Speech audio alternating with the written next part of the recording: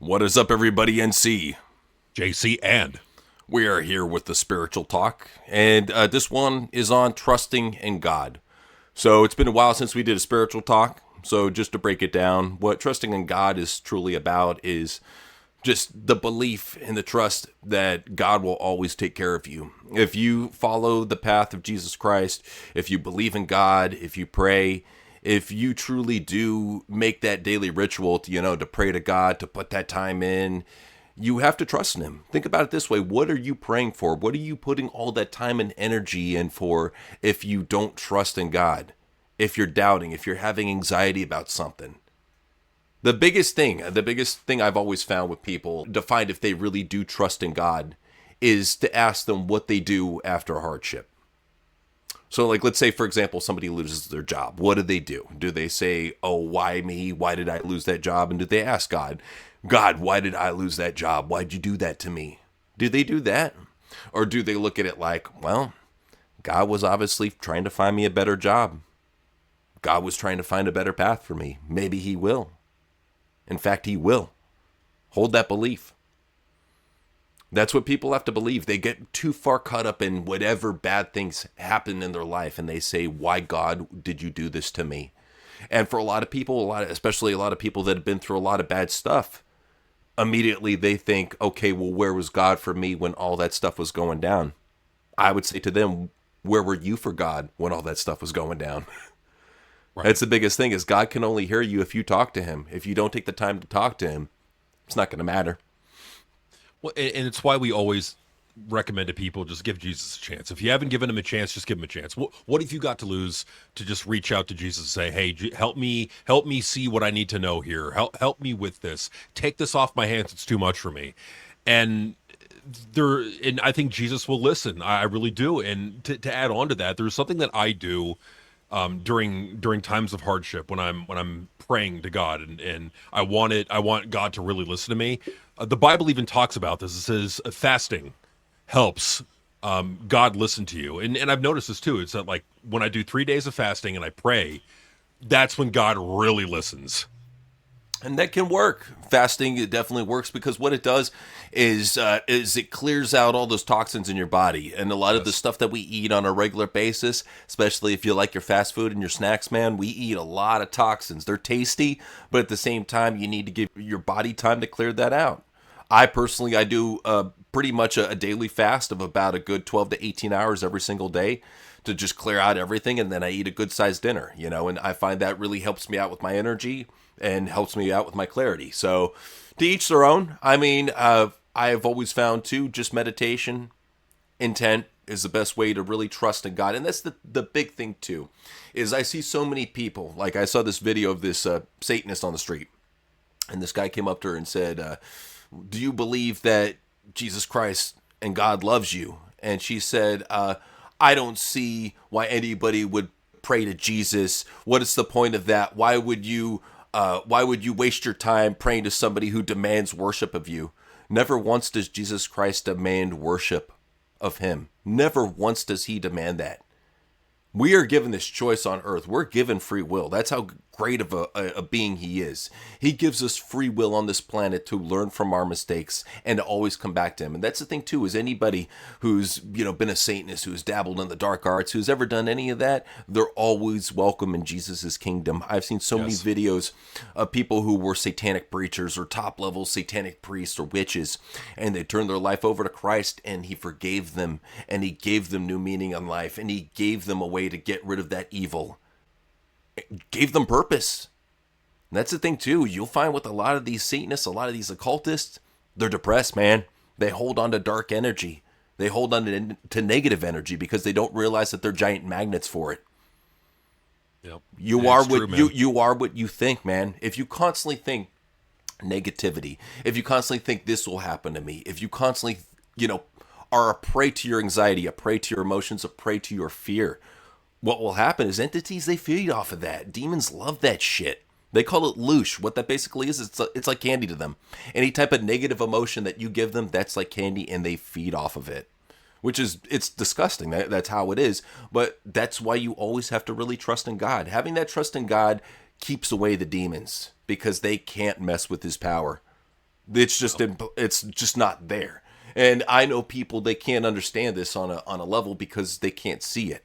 You have to understand that we only see a fraction of what is out there. We only hear a fraction of what is out there in this limited spectrum. Well, and see, I would compare it to food, right? Junk food is tasty, but it's bad for you. That's what Satanism is. Broccoli, asparagus, I would even make the argument for steak and all that. Like health food, it doesn't necessarily always taste great, but it's good for you. And that's a great analogy too, because it's far too easy, especially when you look at the rules of Satanism. Do as thou wilt. When you look at those rules, it's basically like do whatever makes you happy. It doesn't matter if it's evil. It doesn't matter if it's sinful. It doesn't matter if it's debauchery. Go ahead and do it to make you happy. So when you have no discipline, no rules, that gets to a point where you don't learn. It gets to a point where you don't grow. That's why discipline is fundamental in everybody's life.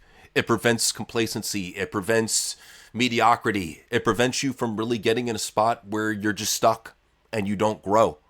And that's the unfortunate part about a lot of these people is they don't grow spiritually. A lot of them don't grow mentally. They get stuck, And that's my big thing. When you get with Christ and you truly trust that He will put in your life not exactly everything that you dream for and that you wish for, but He'll put in your life what you need. That's the type of Lord He is. He's not the type of guy that will reward you with money, so to speak. He'll reward you with the end result of what that money is, whether it be a new house, a new car. And that's really what your intentions have to be. You have to trust that if you put that energy out there, if you're a good person, if you really trust in the Lord, if you really believe that He's going to work through you and work through your actions, then yes, He will bring what you need into your life to make your life complete, because you have gone out of your way to show dedication to Him. And that's something that I think the Lord truly appreciates, dedication, especially in these sinful days that we live in.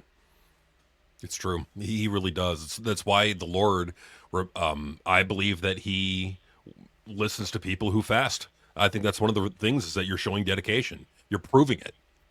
But at the same time, too, it's not just about fasting and just doing it, just because. You have to do daily prayer. This isn't something like a lot of people think that they can just pick up Christianity and put it down whenever they want. You have to do it daily. You have to pray to Him daily. You have to talk to Him in the morning, and you have to talk to Him at night if you want to gain that maximum efficiency. This is not me like lecturing you or telling you how to pray. I'm just telling you that's how this stuff works. If you want the Lord to hear your prayer, you have to be dedicated to it. These priests and witches out there praying to their gods, they're dedicated to it. That's how they make stuff happen. It's the same thing with God. It may work a little bit slower, but trust me, that's pure intentions that you're putting out there. And the one thing I would always say too, don't ever hold on to a grudge with somebody. No. Let it go. Because what you do when you hold on to that grudge and use that emotion, that feeds those entities that I was talking about earlier. That brings that negativity into your life that you don't need. You don't need any more of that shit. So forgive those people. Anybody who cursed at you, who crapped on you, who made you feel like shit, forgive them. Pray for them. Pray for the Lord to enter their life and make them a happier person. Because I can tell you right now, the reason why they treated you that way has nothing to do with you. It has to do with them and what they're going through. And they just chose you as a target. It's unfortunate. But that's how, unfortunately, a lot of people are. Forgive them. Forget it. Move on. Do not waste your energy on that. Life is too short to be miserable and hate people and hold grudges. It's toxic. Look at Jim Cornette. God. You gotta really, you gotta let it go. Be happy. Focus on what you have in life. So many people, they are not grateful for what they got in life. They're like, why don't I have this? Why don't I have that? You're healthy. You woke up this morning. You didn't have a crippling disease. You didn't have cancer. You didn't have AIDS. You're doing all right. Well, absolutely. And even if you do have that, it's like you're alive. You get to be in this world with everybody else. You get to be like out of all the possibilities that could have been born into this world, like you're here. Out of all those sperm cells that could have become a baby, that your parents made, you were the one you were literally 1 out of 80 million. It's true. It's all about intention. If you have positive will and positive attention and you put it out in that universe and you constantly keep on thinking that, you constantly think that your life is good, you think that you are being guided the right way by the Lord, that he's always guiding you on the right path, you will make that a reality. You have to understand that your thoughts are so powerful. And if you spend a lot of time being depressed, being anxious, and thinking about negative stuff, you will make that your reality because that's all you're thinking about. That's just how the universe works. That's how energy works. So I say if you're going to spend that energy, spend it on the best source you can, Jesus Christ. Yes. Well, absolutely. And just make sure that you're not surrounding yourself with negative music, negative shows, because those things will put you in a negative mindset that will have you focusing on the negative, and that's what you're going to attract to you. So purify your music, purify your entertainment diet. Focus on things that keep you in touch with God, they make you happy. Realize that you're a big magnet. Yes. You attract what energy, subconsciously or consciously, what you want to bring in. You make that choice. Just keep that in mind. Absolutely. And see. JCN. Peace out.